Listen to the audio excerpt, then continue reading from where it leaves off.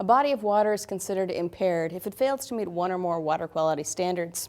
Minnesota water quality standards protect lakes, rivers, streams, and wetlands by defining how much of a pollutant can be in the water before it is no longer drinkable, swimmable, fishable, or usable in other designated ways. Currently, the Minnesota Pollution Control Agency has designated 4,606 impaired waters in the state.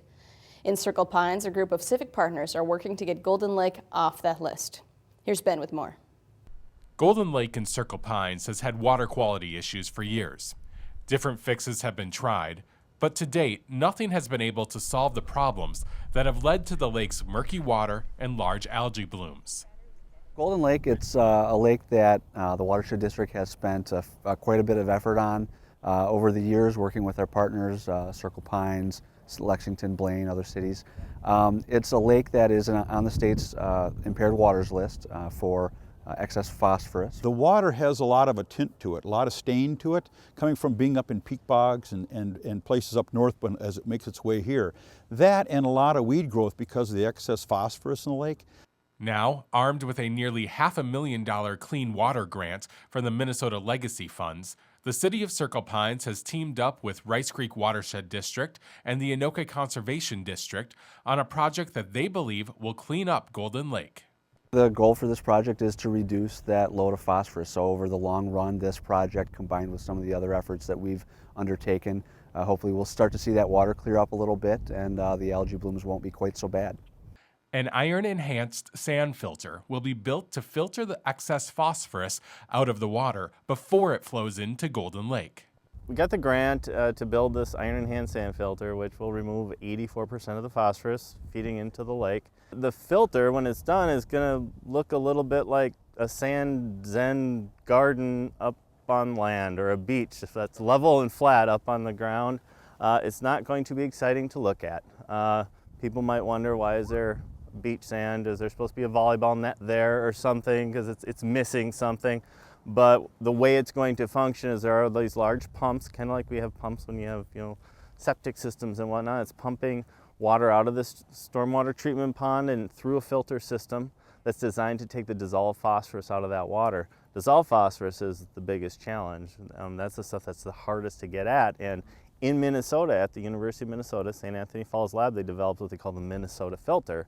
And it has iron in it, and it relies on the chemical properties of iron to absorb this dissolved phosphorus. So as the water percolates through this media, it's going to bind to all that iron, and then every 25 years or so, we're going to rip out that sand iron media and replace it with fresh stuff, and the system is going to keep going. Golden Lake, like many other metro area lakes, suffers from urban runoff, but there are steps that homeowners can take to reduce their negative impact on stormwater. Keep your grass clippings out of the street. So when you're mowing your lawn, either bag it, or if you're going to mulch, make sure that it stays out of the curb and gutter along the street. All of that, when it rains, flows right down into the storm drains, into our lakes and streams. And those grass clippings are very, very high in nutrients, both nitrogen and phosphorus. And so trying to limit that is probably one big thing that homeowners can do. The filter will be constructed in the summer of 2018, and once it's up and running, the improvement will be very gradual. One of the things you're always trying to do is temper people's expectations, right? Because it's not like this lake took 75 years, 100 years, it's been kind of going through this process. And so we're not going to turn this around right away, but this is a really big step. So between this, continue to do good city stuff. We have a lot of best management practices as far as cleaning streets and use of fertilizers and all these kind of things. You put all those pieces together and possibly some other activities over the next couple of years, we're hoping to kind of turn that clock. It's not going to be dramatic. It's not going to be like we flip a switch and this thing becomes clear. Golden Lake is a popular destination on a hot summer day, and with this project in place, the city and their partners are confident that the future of Golden Lake has never been more clear. Golden Lake Park has always been viewed as a crown jewel in our system. And so it's a combination of having the lake here with the swimming beach and the fishing opportunities, but also the rest of the amenities that we did in conjunction with Anoka County 15, 20 years ago, shelters and a concession stand. So this is really the heartbeat of the city right here.